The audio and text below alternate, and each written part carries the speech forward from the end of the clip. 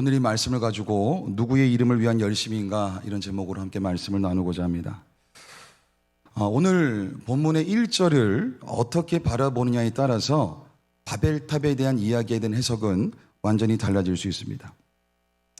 앞선 우리가 읽지 않은 창세기 10장에는 홍수 심판 이후에 노아의 세 자녀를 통해 다양한 민족들이 온 땅에 흩어져 살면서 각기 자신들의 언어를 사용하고 있었음을 성경은 기록하고 있습니다.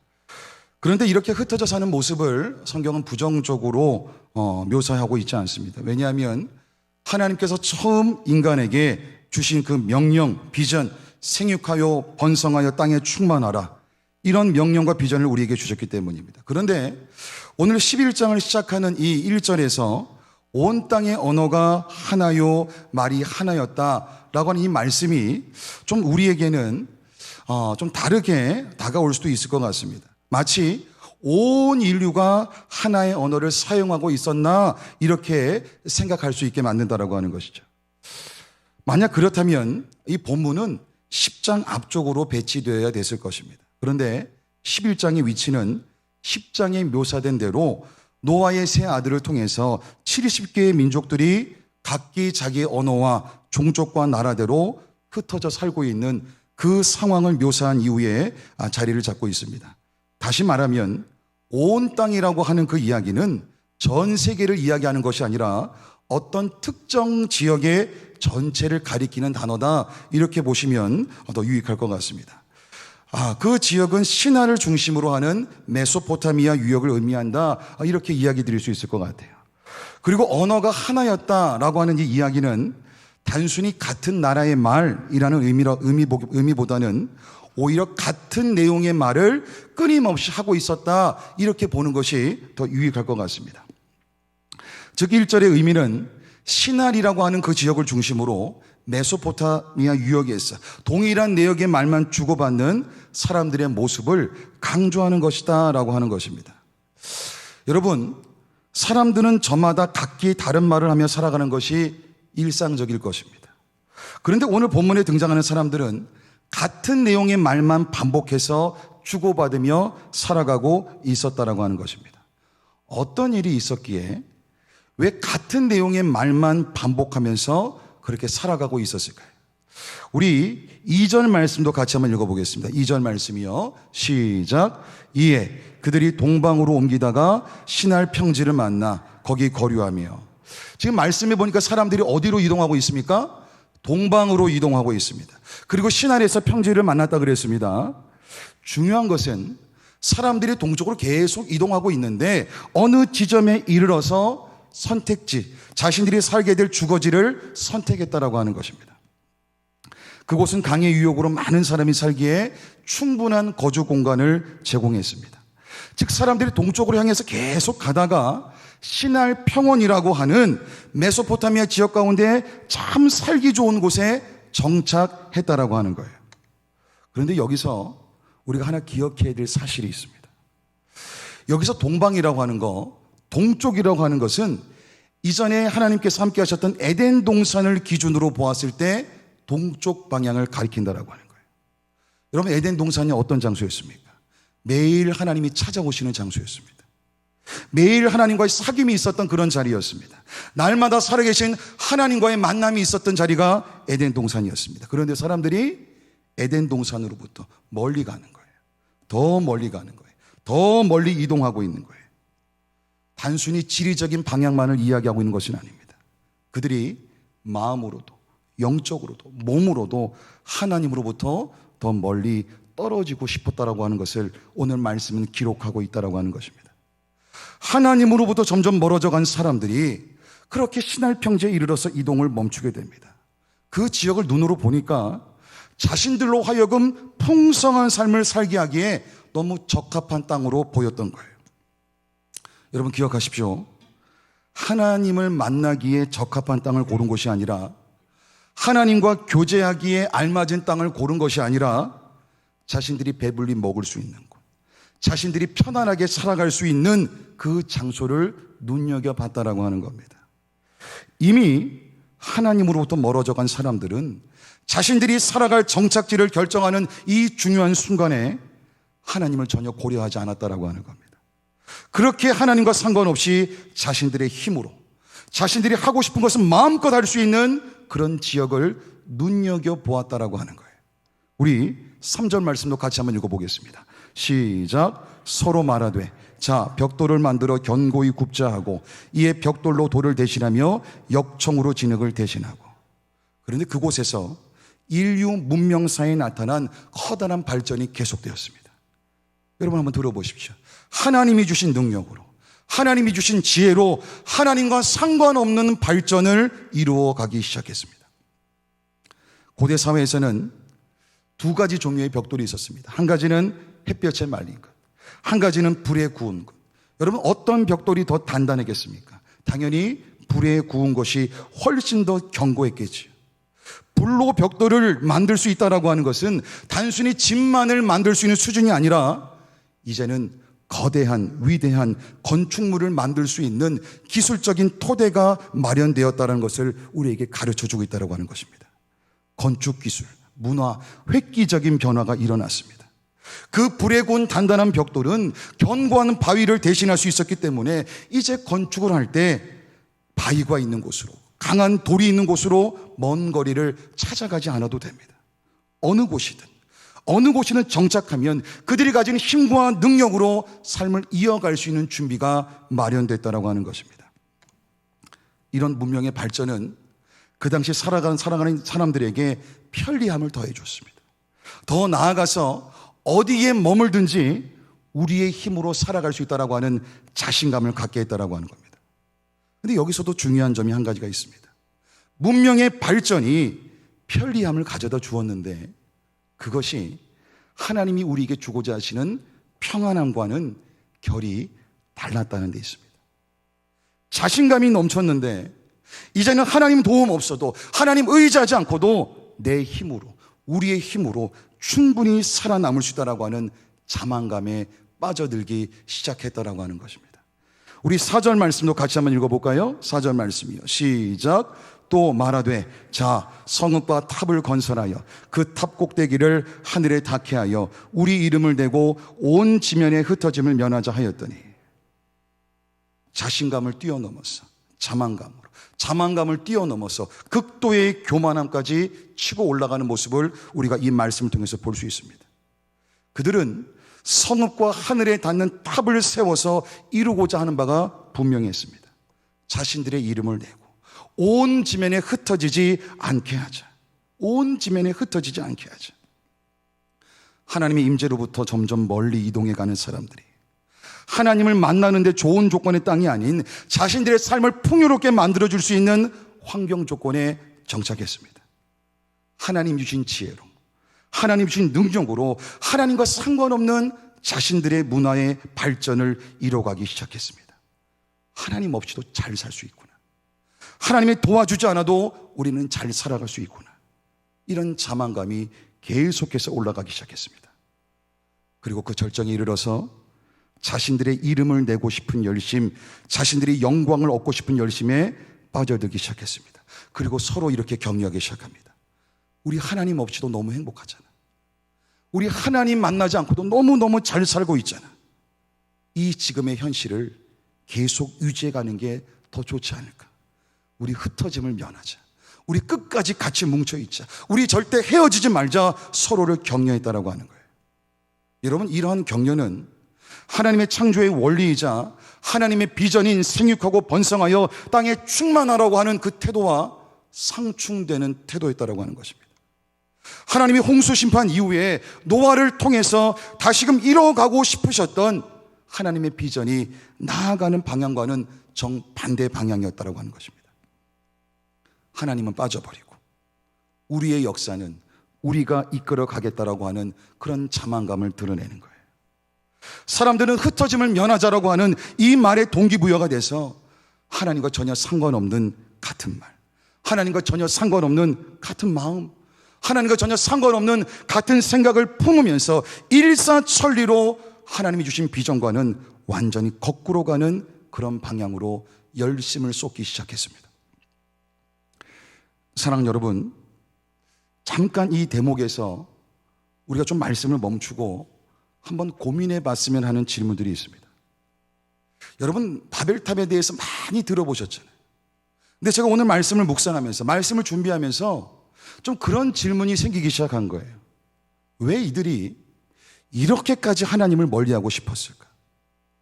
어떤 이유 때문에 하나님에 대해서 반감을 가지게 되었을까?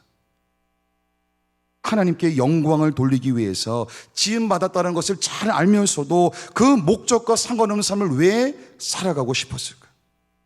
무엇 때문에 더 이상 하나님을 신뢰하지 못하고 자신들의 열심으로, 자신들의 노력으로 그들의 삶을 안전하게 보존하고자 했을까? 여러분, 저도 그렇지만 여기 앉아 계신 분 많은 분들이 하나님을 멀리하고 싶을 때가 있으셨을 겁니다. 하나님의 임재가 넘쳤던 그 은혜의 자리에서 더 멀리 도망가고 싶을 때가 우리도 있었다라고 하는 거예요. 이해되지 않은 상황들, 내 감정에 무언가가 부딪히면 아무리 하나님이라도 하나님에 대해 반감을 가지게 된 경험이 우리 가운데 있을 수 있다라고 하는 거예요. 하나님께 영광을 돌리며 살아야 된다는 거 잘 알고 있습니다. 아주 잘 알고 있습니다. 아주 잘 알고 있습니다. 그런데 내 마음이 상해버리면, 내 감정이 삐뚤어져 버리면 하나님의 목적이고 뭐고 내 눈을 닫아버리고 내 귀를 닫아버리고 내 마음을 닫아버리고 앞으로는 하나님의 영광과 상관없는 그런 삶을 살아갈 거야, 그렇게 다짐했던 시간들이 우리도 있을 수 있다라고 하는 것입니다. 하나님만 의지하다가는, 하나님께만 기도하다가는 진짜 큰일 나겠다. 진짜 아무것도 안 되겠다. 그래서 내 힘, 내 노력, 내 열심으로 나의 미래를, 나의 안전을 보존하고자 했던 그런 시간들이 우리에게 다 있었을 것입니다. 우리도 우리만의 바벨탑을 쌓아가고자 했던 그런 시절이 있었을 거라고 하는 거예요. 지금도 그 탑을 쌓아가고 계신 분들이 우리 가운데 있을 수 있다라고 하는 겁니다. 저는 이 말씀을 묵상하다가 왜 그랬을까? 나름대로 얻은 답이 혹여나 이들에게 아직 해결되지 않는 상처가 있을 수 있겠다, 그런 마음이 생기기 시작했습니다. 혹여나 자신들의 감정에 부딪힌 이야기가 있기 때문에 그럴 수 있겠다라고 하는 그런 마음이 들기 시작했어요. 또 자신들의 좁은 시야로 누군가를 오해하지 않았을까, 이런 마음이 들기 시작했습니다. 무슨 상처였을까요? 무엇 때문에 감정이 상했을까요? 누구를 오해하고 있었을까요?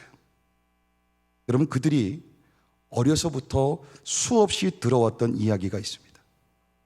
부모님께로부터, 할아버지로부터, 할머니로부터 하나님의 홍수 심판, 하나님의 홍수 심판. 여러분, 그 이야기가 앞뒤 모든 상황을 다 잘라내고 그 홍수로 심판하셨다는 그 하나님의 이야기가 그들 마음 가운데 상처가 될 수 있었을 거란 이야기입니다. 그 이야기가 그들의 감정을 상하게 만드는 그런 원인이 될 수 있었다라고 하는 것입니다.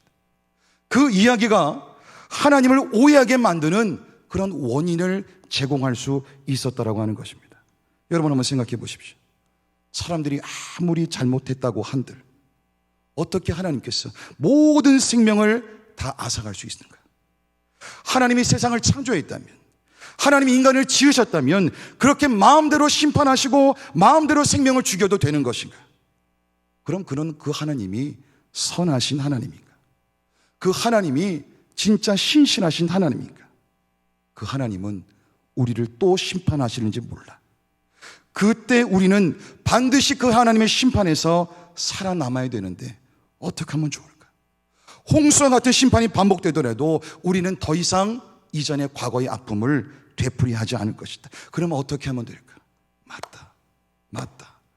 높은 탑이 있으면, 하늘에 닿는 높은 탑이 있으면 큰 홍수가 와도 그곳에 피신하면 되지 않을까?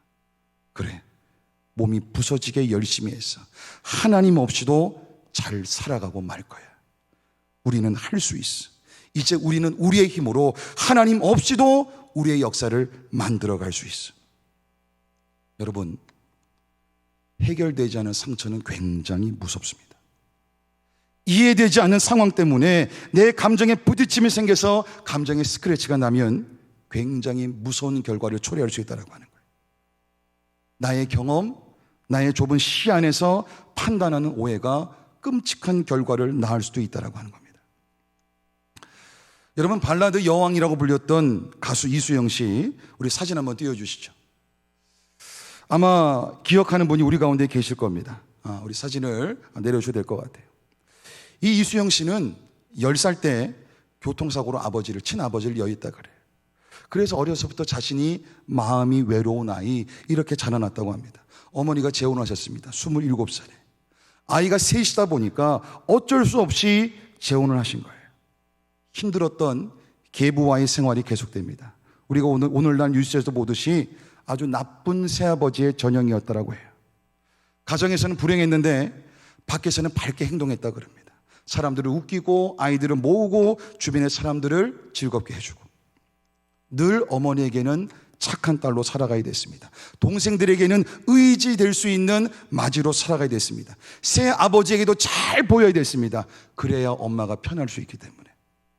본인은 잘 견뎌갔는데 어느 날 집에 와보니까 막내 남동생이 새 아버지에게 발로 밟히고 있는 모습을 보게 된 거예요. 너무 놀라서 소리를 지르며 자신도 모르게 그 자리에서 소변을 봐버렸다고 합니다. 이런 사건들이 매일매일 일어났다고 하는 거예요. 어느 날 하나님의 은혜 가운데 친구 손에 이끌려갔던 찬양 콘서트에서 하나님을 만나게 됐다고 합니다. 하나님의 사랑으로 위로를 받았다고 하는 거예요.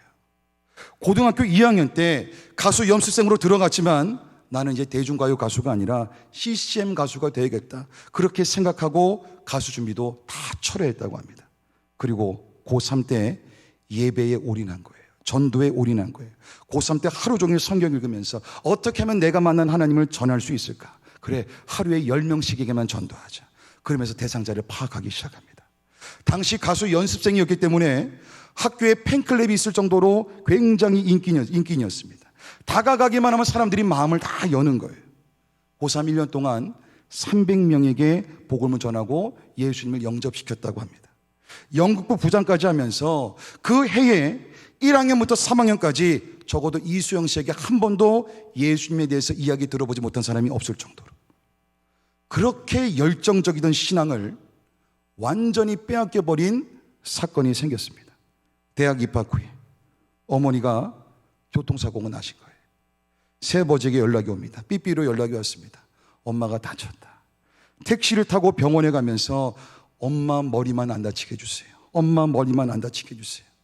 이전에 친아버지가 그렇게 돌아가셨기 때문에 병원 응급실로 향했습니다. 엄마가 독실한 불교 신자였다 그래요. 병원에 가니까 주지스님이 와 계신 거예요. 그런데 그 주지스님을 보자마자 본인의 목에 걸고 있던 십자가 목걸이를 빼버립니다. 그리고 주지스님께 매어달리면서 우리 엄마 좀 살려주세요. 우리 엄마 좀 살려주세요. 그러나 엄마는 이미 돌아가신 상황이었습니다. 그때 이수영 씨가 하나님을 스스로 놔버렸다고 고백합니다. 새 아버지 집에서 어머니도 안 계신데 어떻게 우리가 살아갈 수 있을까? 그래서 이렇게 결단했다고 합니다. 나는 이제 하나님 없이 살 거야. 나는 무섭게 열심히 해서 성공할 거야. 그래서 하나님께 본때를 보여줄 거야. 여러분, 믿음의 반대말이 하나님과 상관없는 무서운 열심이라고 이야기합니다. 나는 부서지게 열심히 해서, 나는 내 몸이 부서지게 열심히 해서 하나님을 이길 거야.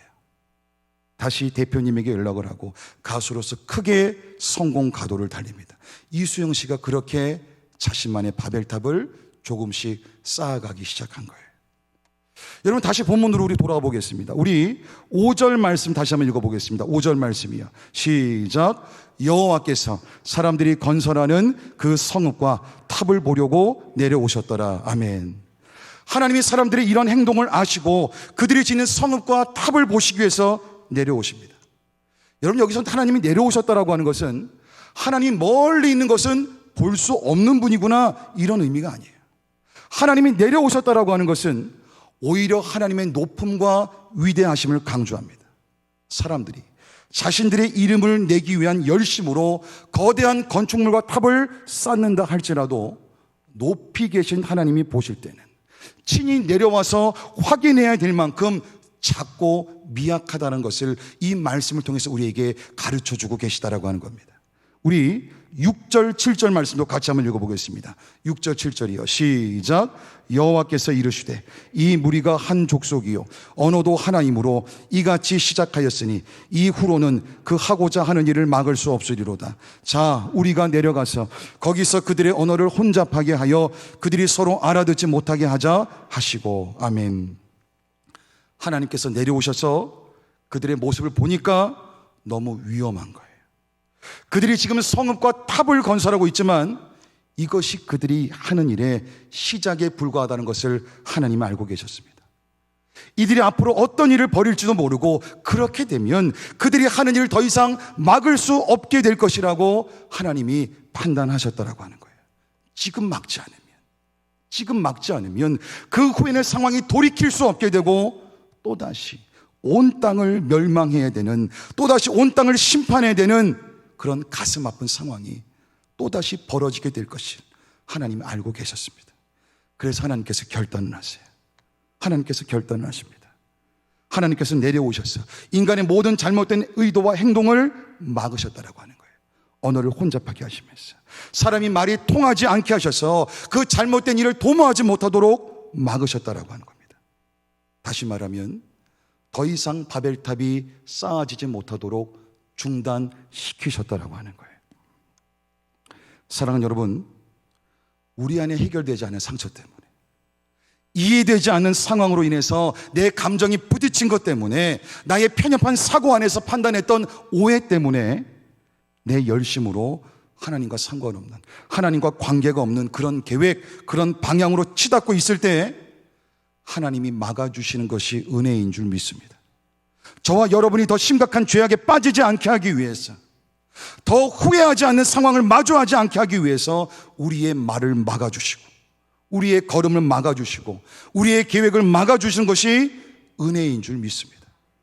여러분, 다시 이수영 씨 이야기를 좀 이어가 보겠습니다. 발라드의 여왕이라는 칭호를 얻게 됐습니다. 연말 가요제가 되면 대상을 수상했습니다. 자신이 쌓아가고 있는 그 바벨탑에서 계속해서 영원히 안전하게 살아가겠지, 이렇게 생각했습니다. 그런데 어느 날 모든 계획이 다 수포로 돌아간 거예요. 소속사와의 갈등이 시작됐습니다. 빚의 문제가 여기저기서 터지기 시작했습니다. 가지고 있는 재산인, 남아있는 재산인 차를 다 팔았습니다. 유명 연예인이 지하철을 타고 움직일 수밖에 없게 됐습니다. 누가 이수영 씨가 쌓아가고 있던 바벨탑을 멈추게 하셨습니까? 하나님이 멈추게 하신 줄 믿습니다. 그리고 이 시기부터, 참 신기하게 이 시기부터, 그 바벨탑이 무너진 그 시기부터 다시 교회로 발걸음을 옮기기 시작한 거예요. 예배에 전념하고, 말씀에 전념하고, 기도에 전념하게 됐다라고 하는 겁니다. 바벨탑이 무너질 때는 삶을 놔버리고 싶고, 27층에 사는 그 높인 그 곳에서 늘 밖을 보면 떨어지고 싶은 그 마음이 가득했는데, 교회 공동체에 소속되면서 말씀으로 양육을 받으면서 또 소그룹 모임에 참여하면서 자신 안에 있는 죄를 보기 시작했다 그럽니다. 자신 안에 있는 연약함을 인정하기 시작했다 그럽니다. 그저 교회의 발만 다시 들여놨을 뿐인데, 이수영 씨 자신이 한 것은 아무것도 없었는데 그러면서 깨닫게 되었다고 합니다. 나는 그때 대학 시절에 내 상처 때문에, 이해되지 않는 상황으로 내 감정이 부딪혔기 때문에, 내 편협한 사고 안에서 내가 판단했던 하나님을 향한 오해 때문에 나는 하나님 손을 놨지만 하나님은 내 손을 놓지 않고 지금까지 함께하고 계셨다는 사실을 깨달았다 그럽니다. 이수영 씨에게는 풀리지 않은 질문이 있었어요. 하나님, 왜 친아버지도, 왜 친어머니도 동일한 교통사고로 데려가셨습니까? 두 분은 예수님도 못 믿었는데, 두 분은 천국도 가지 못했는데, 저 혼자 예수 믿고 그 천국에 가면 그곳이 천국입니까? 하나님이 회복 이후에도 이 질문에 대한 답은 주지 않으셨다 그럽니다.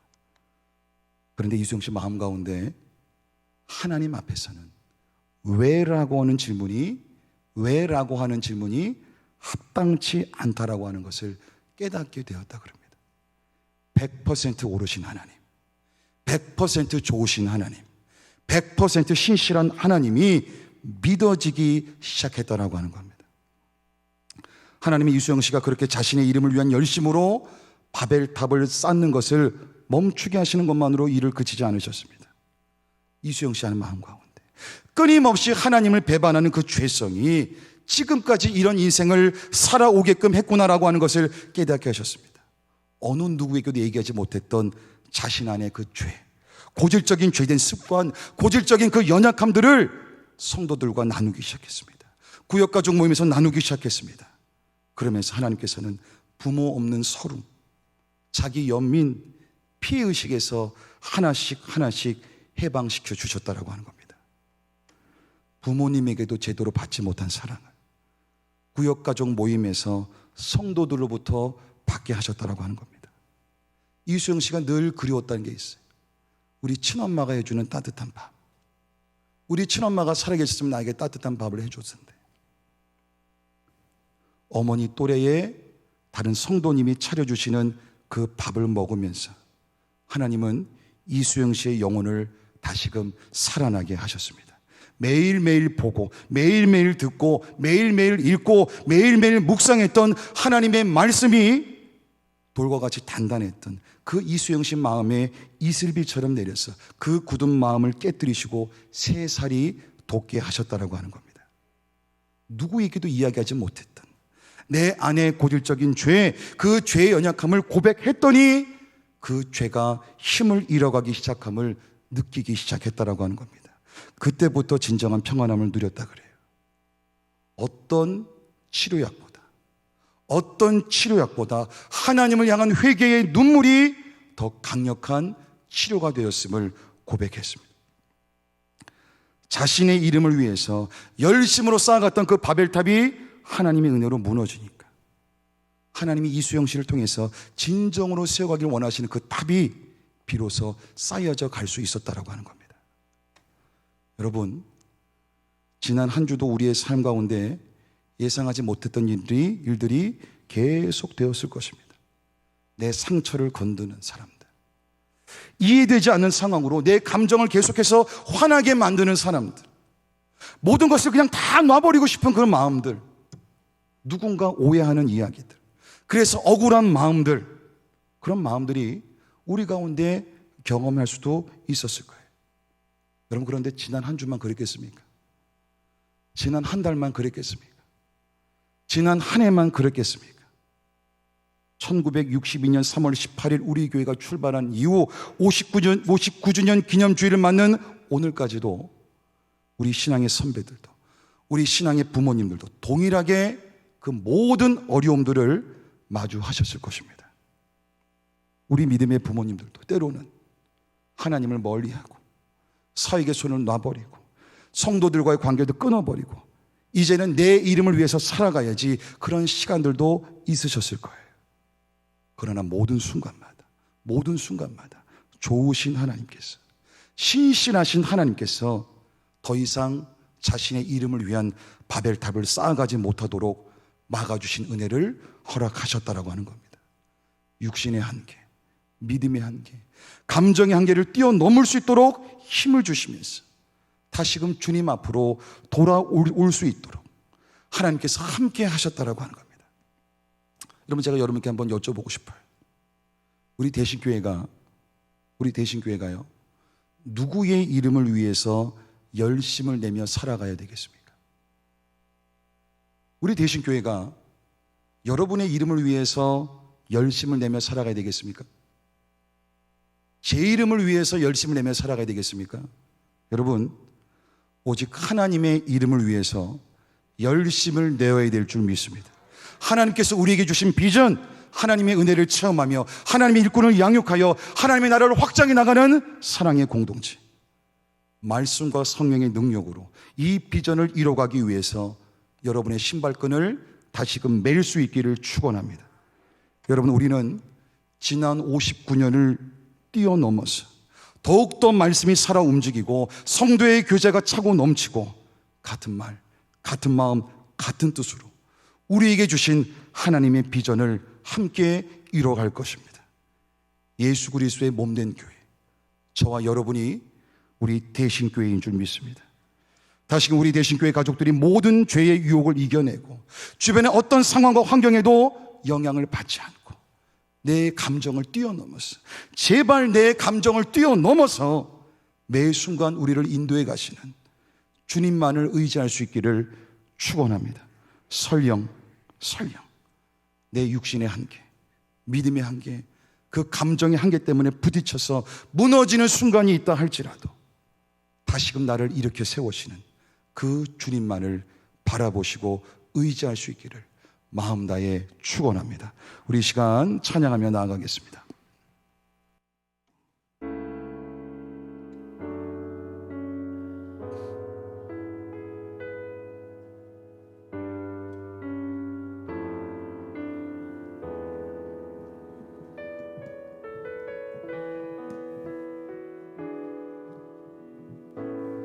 의지했던 모든 것 변해가고 억울한 마음은 커져가네.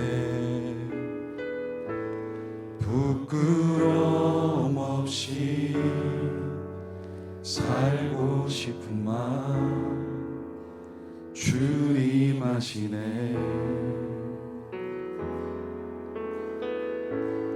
모든 일을 선으로 이겨내고 죄의 유혹을 따르지 않네. 나를 구원하신 영원한 그 사랑, 크신 그네 날 붙드시네. 주어진 내 삶이 작게만 보여도 선하신 주 나를 이끄신 보내. 중심을 보시는 주님만 따르네. 날 택하신 주만 의지해. 보이는 상황에 무너질지라도 예수 능력이 나를 붙드네. 보이지 않아도 주님만 따르네. 내 평생 주님을 노래하리라. 우리 처음부터 고백합니다. 의지했던 모든 것 변해가고 억울한 마음은 커져가네. 부끄러움 없이 살고 싶은 마음 주님 아시네.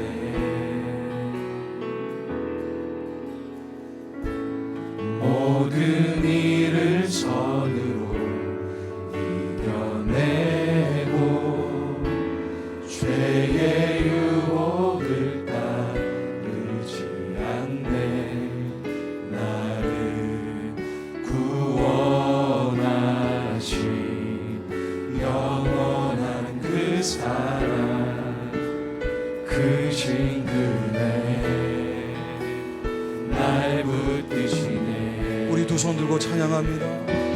주어진 내 삶이 작게만 보여도 선하신 주 나를 이끄신 보내. 중심을 보시는 주님만 따르네. 날 택하신 주만 의지해. 보이는 상황에 무너질지라도 예수 능력이 나를 붙드네.